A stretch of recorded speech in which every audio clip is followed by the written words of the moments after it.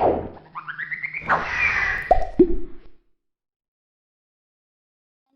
glad to announce we're beginning our first plenary session of our first virtual conference. And the first session, speaker is Dr. Asifa Sultana, and her session topic is Writing a Literature Review, Going Beyond Summarizing. And this session will be moderated by Afroza Akhtar Tina, Senior Lecturer, Department of English, Daffodil International University. Now I'm handing the floor over to Afroza Akhtar Tina. Thank you. Thank you so much, Dipti Rahman. Thank you so much. Well, as you know, that this is the first plenary talk today. I welcome you all to this plenary talk, and we have Dr. Asifa Sultana with us today. Now, before starting this session, I'd like to remind you some specific things. We have 30 minutes in total, and I would request the audience to please write down their questions in the chat box, and definitely we'll try to reach you at the end.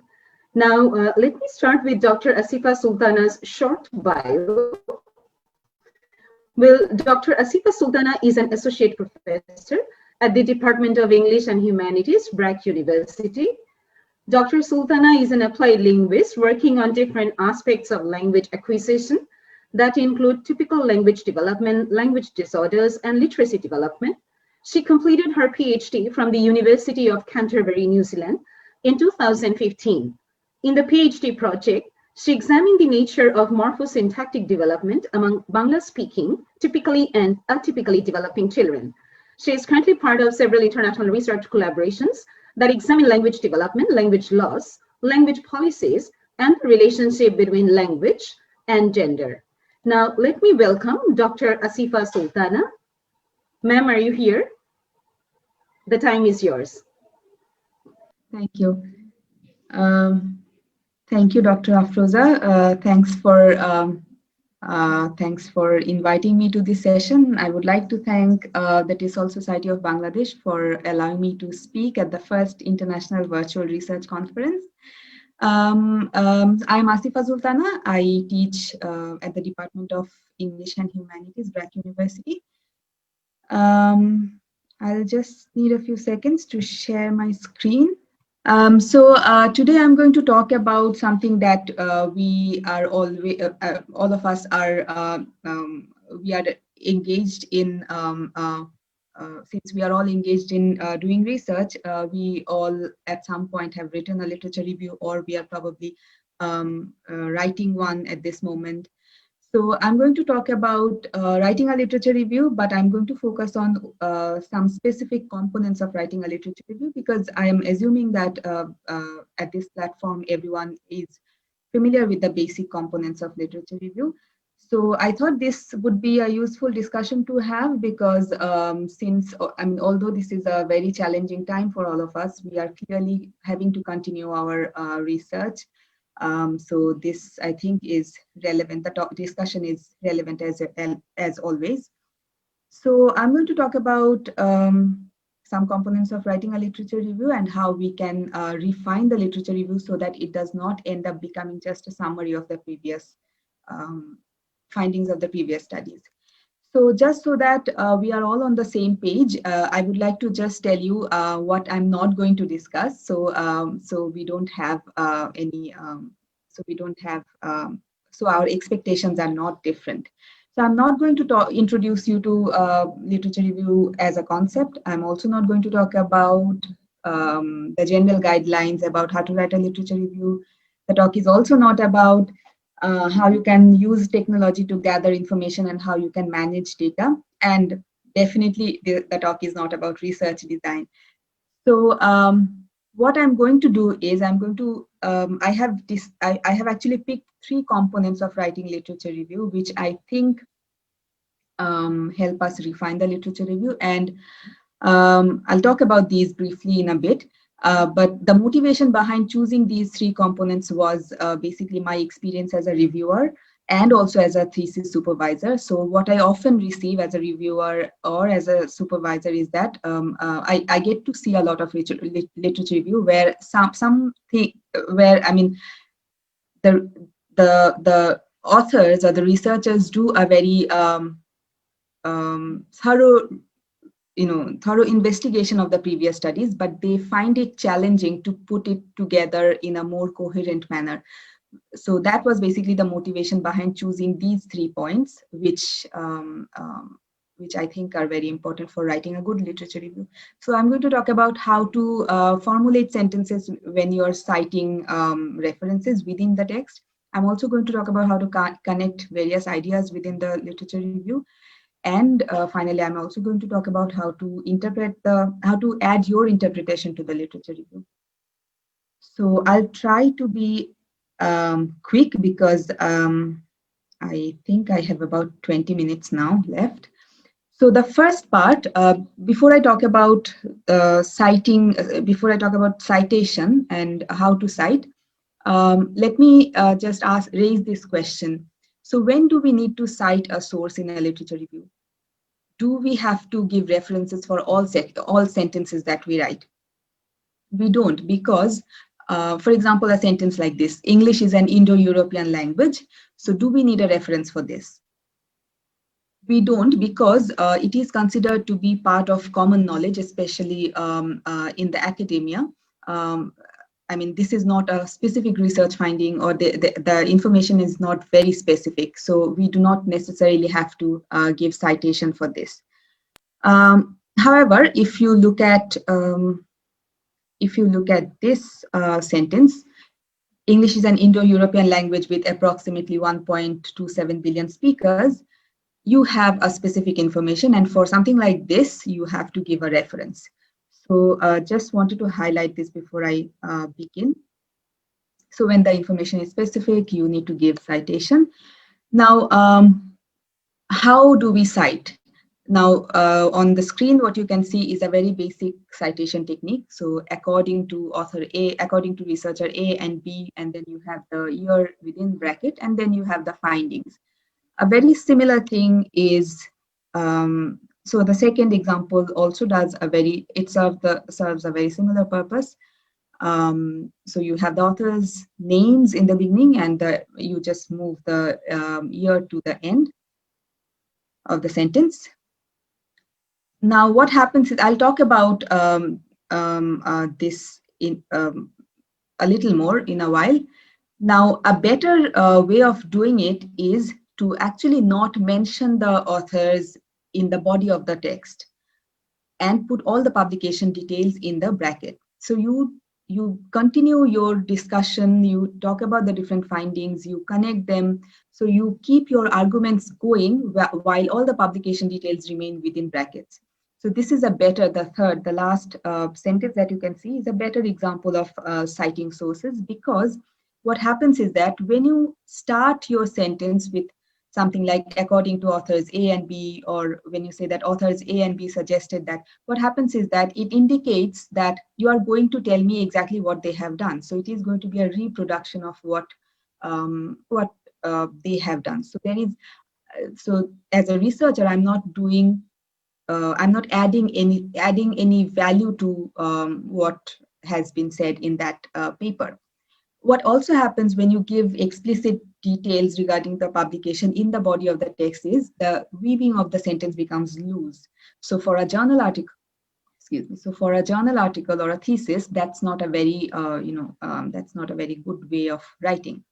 Also, when you write down when you say according to authors A and B, what happens is that the focus shifts from the main argument to the authors, which is not in most cases, which is not recommended, because you would like the reader to follow your argument in a, the arguments should, follow each other in a coherent manner. However, when you're making an oral presentation, often it is recommended that your sentences are, often it is recommended that you do not give a lot of information, you do not say a lot of information in real time, because your audience needs time to process this. So in those situations, it is okay to say, tell it like a story, that according to authors A and B, and according to this study, so the study conducted in this year. So then in those situations, it's okay to have a narrative like this. Whereas when you're writing a journal article or a thesis, a better way is to put the publication details within the bracket. So that makes your writing compact. Okay, the second one is that in your literature review, you want to tell one story and you do not want to give a lot of different ideas. You can have a lot of different arguments within your literature review. Of course, there will be various, very different views regarding the issue that you're raising. And also you have multiple research questions in your thesis or a journal article, but you'll have to build one story around all those. So you'll have to make sure that all your arguments are connected very well. So I have tried to bring some examples, and these are all examples that I've received from, these are real life examples. I mean, the examples that I received from the different manuscripts that I received as a reviewer or as a supervisor. So if you look at this sentence, I will actually not be able to allow you time to read it carefully, but I would actually like to highlight what is happening here. So in this example, this is the actual example that was there in the manuscript. So you see that here the paper was about errors, second language learners errors and error correction. So you see that in the beginning, the researcher is talking about Krashen's views regarding learner errors. Then the researcher is saying that global errors are, citing another source. The researcher is saying that global errors are considered to be more important in terms of giving feedback. And then the researcher comes back to giving another view regarding errors, and then again it is followed by another view regarding error correction. So you see a lot of different arguments are being mixed up. So I've just tried to put the different arguments, separate the different arguments. So all the green sentences that you can see are regarding the different views of second language learners errors, whereas the purple ones are regarding the recommendations regarding which errors to choose when you give error corrections. So there are two major arguments that are going on. So once you highlight these, of course, a better way would be to rewrite it where these arguments are together. So I've tried to, in example 2, I've tried to rewrite the whole, so this example, where I've tried to, put them in clusters. Also, I've done something else here. I have added a few sentences to create a body of the create a structure for the argument. So instead of starting with what Krashen thinks or what Bert said, I'm saying that views regarding errors in the course of learning a second language vary among the researchers of different theoretical beliefs. Some researchers consider an error to be a serious mistake. Now I have Krashen's information within bracket and as an example. Of course, there are more researchers who thought that errors can be a serious mistake. So I'm saying that some feel that it is a serious mistake, and Krashen is one of them. So he is an example. Similarly, I've done the same with the other view as well. Then before going on to talk about error corrections, I've added another sentence. I'm saying that since correcting all errors in learners' performances can be impractical and ineffective, so of course, we are choosing to give feedback to some errors because we cannot give feedback to all errors. And even if we manage to give feedback, it is not going to be effective. So because they're impractical and ineffective, researchers recommend that errors need to be prioritized. So this is where I am citing Penny Ur. So that citation was there in the original paragraph. Then I'm continuing with the different views regarding which errors are to be prioritized, and I have paraphrased it, I think minimally. So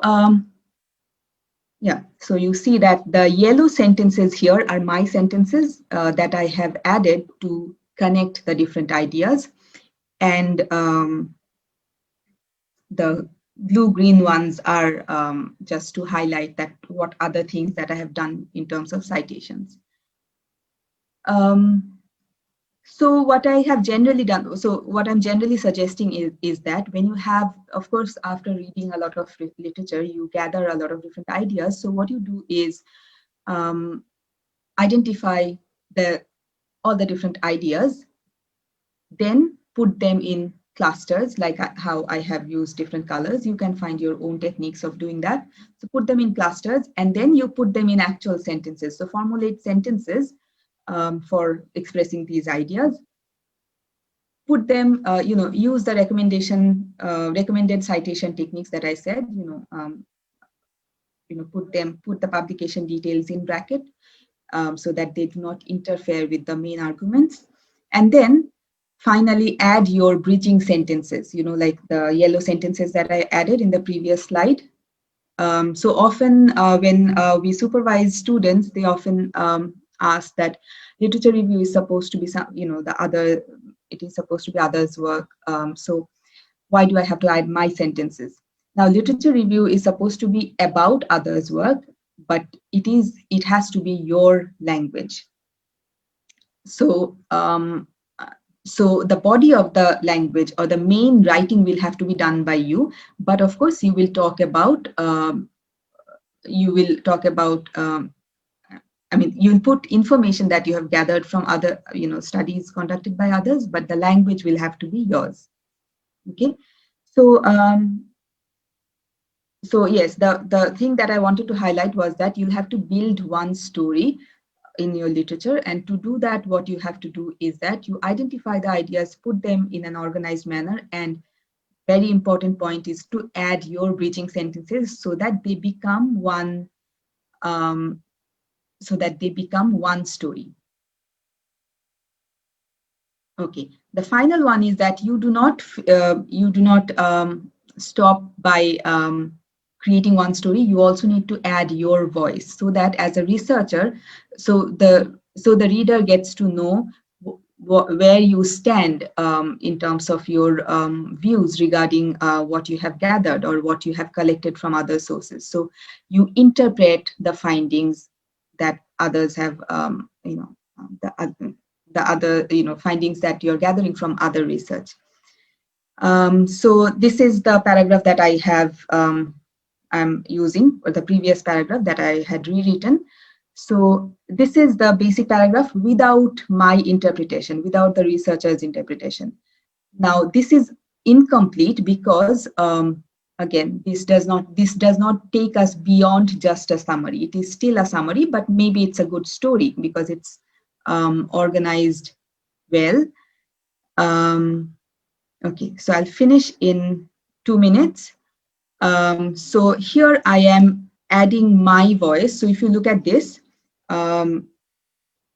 so the summary, in the summary, it signaled that it is better to focus on the global errors than local errors.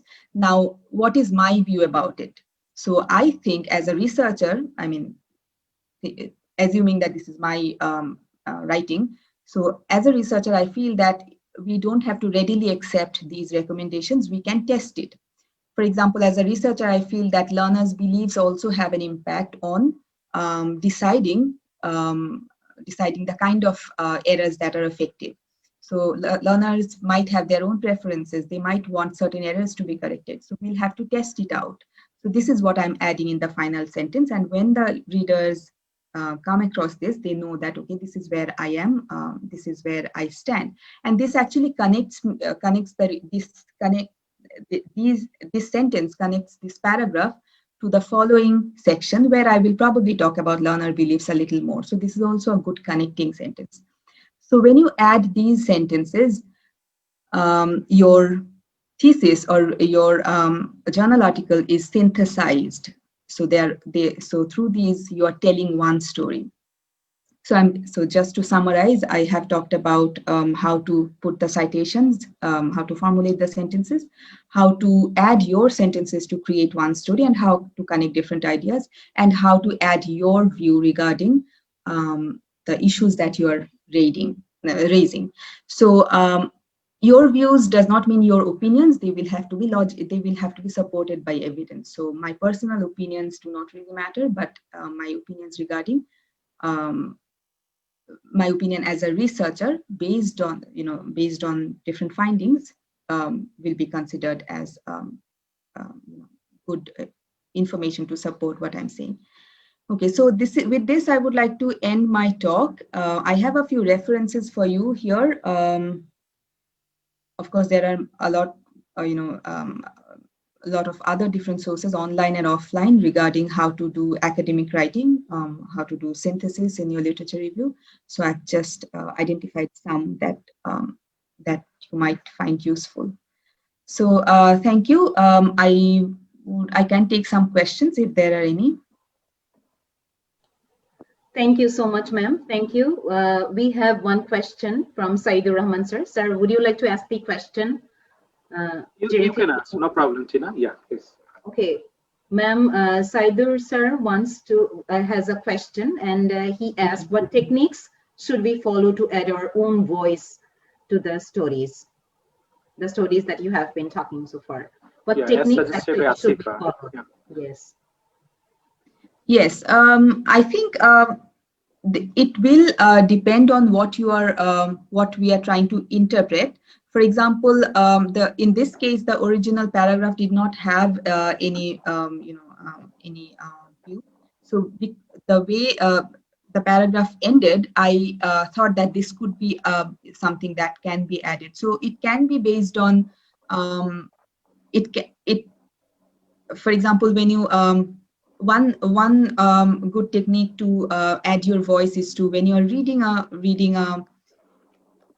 a research article, you can question whether you agree with this or not, whether the methodology of the study is correct or not, whether you feel that the study is complete or not, whether the study is relevant in a different context or not. So, for example, we often come across different different studies conducted in other parts of the world where the contexts are very different. So when we are citing those, or when we are talking about these in our studies, we always will have to have a critical we have to have a critical mind regarding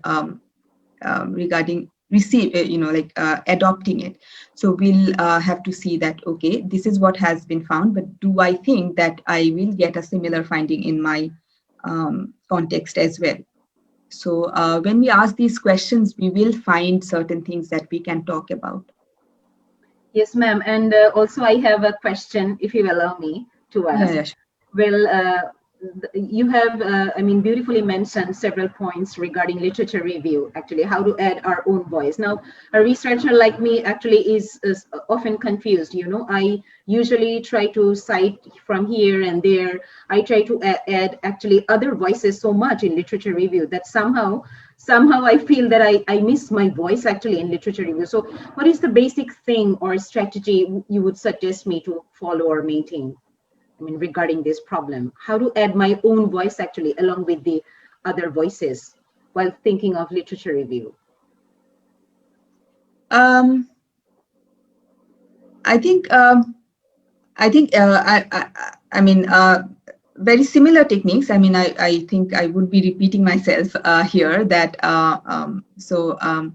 when you come across an article, you'll have to see whether basically, when we talk about critical thinking, we say that we do not have to accept, do not have to readily accept what is given to us in writing by different researchers. So when you ask these questions, when you ask those critical questions that, okay, whether it applies to my situation or not, whether I agree to how the data has been interpreted or not, because for example, when you read a particular article carefully, and when they, in the finding sections, when the researchers give you the data, and in a later section they interpret the data in the discussion, right? So you see that they have interpreted that data in a particular manner, but you may not agree with this. You may feel that, okay, this data could have been looked at from a different point of view as well. So looking at the methodology is always, I feel that's a very crucial area to question the studies that you look at. Thank you so much, ma'am. And Well, we will be taking the last question, and this question is from Sarmat Karim. Does the type of research, for example, qualitative or quantitative, affect how to write the literature review? I mean, does the type of research affect qualitative or quantitative type of research, whatever we choose actually? Sorry, the question is whether... The question is, does the type of research, qualitative or quantitative, affect actually in terms of writing the literature review? In terms of writing the literature review?